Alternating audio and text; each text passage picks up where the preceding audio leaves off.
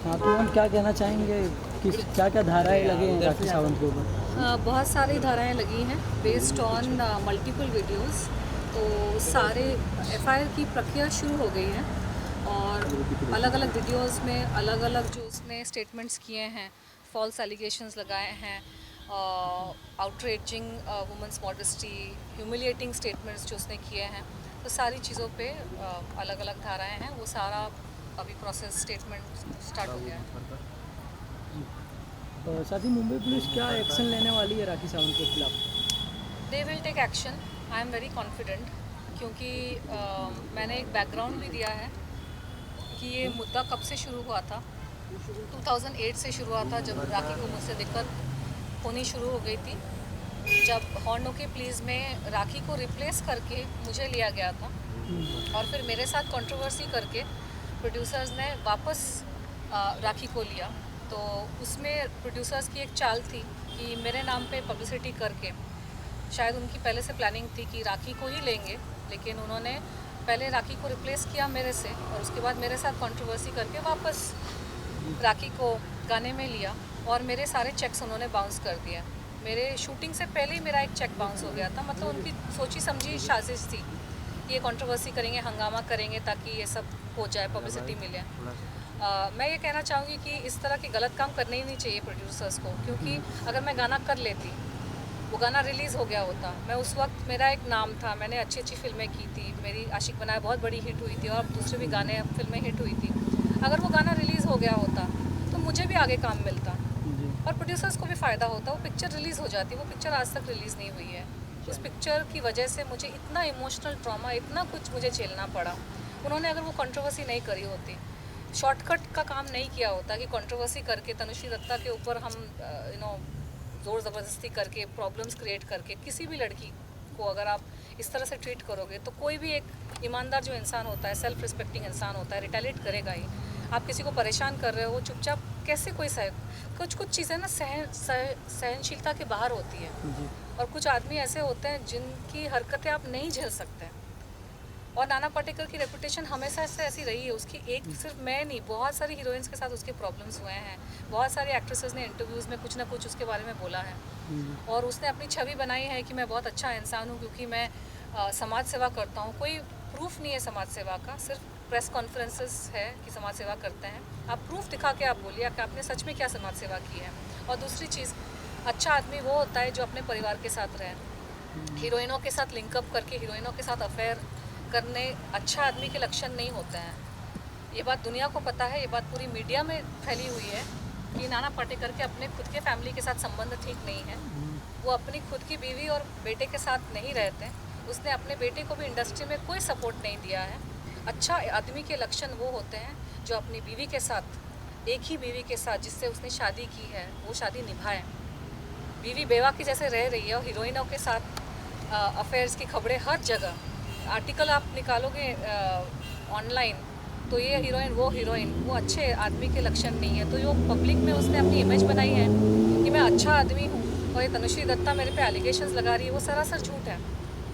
अच्छा आदमी अपने परिवार के साथ रहता है, अपने बेटे बेटियों के लिए वो जान तक देने को राज़ी रहता है।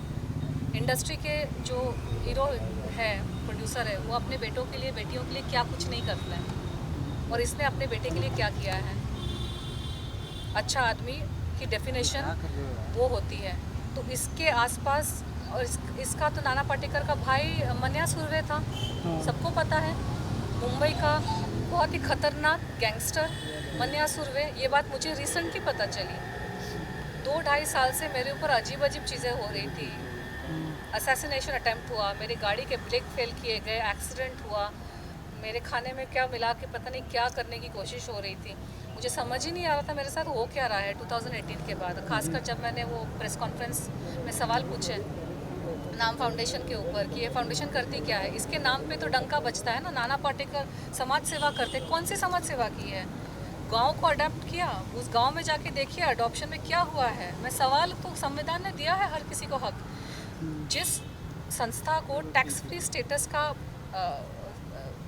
ओहदा मिला है कि NGOs वगैरह पे टैक्स नहीं लगता, उन पे स्क्रूटिनी भी नहीं होती, NGOs पे इंक्वायरी नहीं होती कि आपके पैसे कहाँ से आ रहे हैं, कितना आप खर्च कर रहे हो। तो एक संविधान ने एक सिटीजन को तो हक दिया है सवाल पूछने का कि आप इतने पैसे आप ले रहे हो तो कहाँ खर्च हो रहे हैं, आप प्रूफ दिखाइए। किसी गाँव में ऑफिस खोल के रखा है नाम फाउंडेशन का, मुंबई में भी होता तो कोई जाके ऑफिस में पूछ सकता है कि आप अपना काम दिखाइए। मैंने सवाल पूछा, उसके बाद मेरे ऊपर ये सारी घटनाएं घटनी शुरू हो गई। तो अच्छा आदमी वो नहीं होता जो डंके की चोट पर सीना ठोक के बोले कि अरे मन्या सुर्वे तो मेरा भाई था। नाना पाटेकर की यूट्यूब में वीडियोस है जिसने उसने एक गैंगस्टर के साथ अपने खुद के रिलेशंस एक्सेप्ट किए हैं। तो ये अच्छे आदमी होने के लक्षण है। अच्छे आदमी होने के लक्षण क्या ये है कि आप अपनी बीवी को छोड़कर हीरोइनों के साथ आपके अफेयर और लिंकअप की खबरें आती हैं। अच्छा आदमी होने के क्या ये लक्षण है कि आप अपने बेटे को आप इंडस्ट्री में खड़ा नहीं कर पाए हैं, आपके पास इतना पैसा है, इतना पॉलिटिशियंस के साथ उठना बैठना है आपका, आप खुद ही बोल रहे हैं कि आपका इतना बड़ा नाम है, हालांकि पिक्चर पिट जाती है आपकी सारी। हॉर्न ओके प्लीज़ पिक्चर डब्बे में बंद थी 2.5 साल तक, उसी की वजह से मुझे हायर किया गया था। रिसेंटली वैक्सीन वार आई, ऐसी बुरी तरह से रिसेंटली पिटी है। पहली बात तो उसका बजट 10 करोड़ भी था कि नहीं मुझे नहीं पता, लेकिन अगर 10 करोड़ भी था, 10 करोड़ की पिक्चर 10 करोड़ रिकवर नहीं कर पाई तो काहे के बड़े स्टार, काहे के बड़े आदमी। आप इतना हवा आप दिखा रहे हो ये दिखाने के लिए कि तनुश्री दत्ता बहुत छोटी है। मैं ठीक है, मैं छोटी हूँ लेकिन मैं ईमानदार हूँ। मैं अपने आप को बहुत बड़ा संत महात्मा दिखाने की कोशिश नहीं कर रही हूँ। मैंने अपने आप को, अपने परिवार को खड़ा किया है। मैं अपने परिवार के लिए कमिटेड रही, उनको खड़ा करके ही मैं अपना संन्यास जो भी मैं कर रही हूँ। आपने क्या किया अपने परिवार के लिए? अच्छा इंसान होने के लक्षण वही है कि अरे बाहर की आप चैरिटी क्या कर रहे हो, इस गांव को अडॉप्ट किया। अरे आपके घर में चैरिटी बिगिंस एट होम। अपने घर के लोगों के लिए आपने क्या किया है और गांव में किया भी है कि नहीं किसी को नहीं पता। ये किया वो किया, किसने, ढूंढो जाके सच में किया है कि नहीं। और सवाल पूछने पर मेरे पर ये सारे अत्याचार शुरू हो गए, एक्सीडेंट हो गया कि क्या कुछ नहीं हुआ। तो पब्लिक को ये जानने की बहुत ज़्यादा ज़रूरत है कि ये मीडिया के ज़माने में कोई कुछ भी बोल सकता है। अच्छा आदमी लड़कियों पे हमला नहीं करवाता। जैसे कि आपने मन्या सुर्वे का नाम लिया, कोई धमकी वगैरह आ रही है आपको गैंगस्टर से? मुझे ऐसे नाम लेकर तो कोई धमकियाँ नहीं आई, लेकिन पिछले 2.5 साल में मेरे साथ ऐसी अजीब अजीब घटनाएं घटी है कि आप मतलब और 2 घंटे निकल जाएंगे। इस सब तो मैं ब्रीफ में बहुत ही संक्षिप्त में मैं इंडिविजुअल इंटरव्यूज़ में इसका वर्णन कर सकती हूँ। लेकिन उज्जैन में 2 बार मेरे ऑटो जो वेटिंग में था उसके ब्रेक और क्लच फेल किए गए। एक बार मेरा एक्सीडेंट हो गया बहुत बुरी तरीके से, बहुत खून बहा। एक मेड को मेरे घर पे मैंने रखा था जो कुछ उसके अजीब से कॉन्टैक्ट्स थे, बहुत सारे झूठ वूठ बोल के आई थी। उसने मेरे खाने पानी में कुछ मिला रही थी जिसकी वजह से मेरी तबीयत बहुत मतलब मरने जैसी हालत हो गई थी। वो एक घटना घटी। फिर एक बार मुझे किसी जगह पे धोखे से ले जाने की कोशिश की गई और वहाँ ले जाके मेरे साथ पता नहीं क्या करते हैं, लेकिन वो मैं समझ गई कि सेटअप है, सुपारी है, तो मैं वहाँ से हट के निकल गई। ये सारी चीज़ें, अलग अलग फ़ोन कॉल्स आना, धोखे से मुझे इम्पर्सनेशन करके मुझे फंसाने की कोशिश करना, मुझे पागल प्रूफ करने की कोशिश करना, कमेंट्स करके, वीडियोस बना के, आर्टिकल्स छपवा के कि ये, क्योंकि मैं अध्यात्म से जुड़ी हूँ तो मेरी जीवन शैली नॉर्मल इंसान से अलग है। जो अध्यात्म से जुड़ा है उसका मार्ग ही अलग है। मैं मीडिया में इसलिए हूँ क्योंकि मैं यहाँ पे कल्याण करना चाहती हूँ और मीडिया मेरा फील्ड है। तो अलग अलग चीज़ों से मुझे प्रूफ करने की कोशिश कर रहे थे कि ये, ताकि जब मेरा मर्डर हो तो ये सुसाइड प्रूफ कर सके। खाने में चीज़ें मिला दी ताकि जब मर्डर हो तो ये प्रूफ कर सके कि अरे ये तो बीमारी से मर गई या हार्ट अटैक से मर गई। एक हेल्दी इंसान को अगर आप गलत दवाइयाँ मिला के खिला दोगे ना तो इंसान ऐसे ही मर जाएगा। तो ये सारी चीज़ें मेरे साथ हुई, लेकिन भगवान है ना, वो इन शैतानों से कहीं बड़ा है। और जिसने भगवान ने डिसाइड करके रखा है कि ये तो ज़िंदा रहेगी तो कोई मेरा कुछ बिगाड़ नहीं सकता।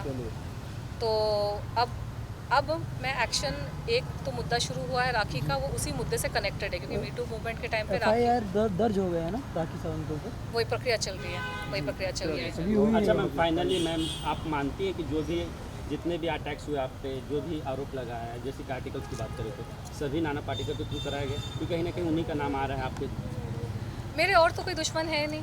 मैं वैसी तो हूँ नहीं राखी सावंत के जैसे कि हर साल किसी नए इंसान को लेकर उस पर एलिगेशन लगाना शुरू कर दूँ। मुझ में उतना संयम है और क्लैरिटी है। मैंने इतनी सारी पिक्चरें की। कभी आप लोगों ने सुना कि मेरे किसी सेट पे झगड़े हुए हैं? कभी आप लोगों ने सुना कि किसी हीरो के साथ मेरी फ़ाइट हुई या किसी हीरोइन के साथ मेरी फ़ाइट हुई? मैंने 16 फिल्में करी हैं। मेरी फिल्में हिट गई है। मैंने 5 साल मैंने जम के काम किया। मैंने हंड्रेड्स ऑफ स्टेज शोज़ किए हैं, मैंने इवेंट्स किए, ब्रांड्स का काम किया। कभी आपने सुना कि कहीं मेरी झड़प हुई, मेरी कहीं फ़ाइट हुई? मुझे जहाँ पे जिससे साथ तकलीफ़ हुई, मैं तो उसी मुद्दे पे आज भी अड़ी हूँ। मैं हर रोज़ हर साल नए नए लोगों के ऊपर एलिगेशन तो लगाती नहीं हूँ। मैं ईमानदारी से काम करती हूँ चुपचाप। जिन लोगों ने मेरे साथ काम किया है, अच्छे से काम किया, आप उनको जाकर पूछो मेरी रेपुटेशन कितनी अच्छी है। इस नाना पाटेकर ने, इस राखी सावंत ने मेरी रेपुटेशन की धज्जियाँ उड़ा दी ना। मुझे यहाँ काम चैन से काम करने दिया। अमेरिका में भी जाके मुझे कामकाज को लेकर बहुत तकलीफ़ें हुई। अलग अलग झूठे झूठे एलिगेशंस लगाए, पर्सनल लाइफ पे अटैक किए, झूठे एलिगेशंस लगाए, शादी वादी की चीज़ें मेरी स्पॉइल हो गई। तो ये शैतानी लोग हैं, इनकी शैतानी प्रवृत्ति है। इनको झूठ के बेसिस पर अपना साम्राज्य चलाना है और उनको ये भी पसंद नहीं है कि कोई उनको आईना दिखाए। ये प्रताड़ित करेंगे सामने वाले को और चाहेंगे कि सामने वाला प्रताड़ित हो जाए और चुपचाप सह ले। अरे भाई क्यों सहे? भगवान ने पैदा किया है, धरती पे लाया है, ईमानदारी से अपनी रोटी कमाती हूँ, किसी के बाप का नहीं खाती मैं। मुझे चैन से जीने दो और मुझे चैन से काम करने दो, बस यही मेरी इच्छा है। न मेरी कोई एम्बिशन थी कि मैं कोई महारानी बन जाऊँ। परेशान भी करेंगे, कंप्लेन भी मत करो, कुछ बोलो भी मत। क्या है यार, क्या हो रहा है यहाँ पे? अच्छा तनुश्री मैम, एकाएक क्या बात हो गई जो कि 4 साल के बाद तनुश्री दत्ता जाग गई और कंप्लेन करने आ गई? इसके पहले क्यों नहीं कंप्लेन की नाना पाटेकर के खिलाफ इस तरह की? नहीं, जागने की बात नहीं है। नाना पाटेकर के खिलाफ तो 2018 में ही कंप्लेन मेरी दर्ज हो गई थी। तो ये नाना पाटेकर को लेकर, मूवी को लेकर, हाँ, ये जो कंप्लेन जो है ये राखी सावंत पे, नहीं, राखी सावंत का ये कंप्लेन है। नाना पाटेकर का कंप्लेन 2008 में भी दर्ज हुआ था, FIR, जिसमें पुलिस ने कार्यवाही की नहीं थी और पुलिस ने उसको ठीक से किया नहीं था। इसलिए 2018 में वापस से मैंने उस चीज़ को किया और वहाँ पे भी प्रेशर में आके बहुत मेरे विटनेसेस को डराया धमकाया गया और विटनेसेस को यहाँ वहाँ किया गया।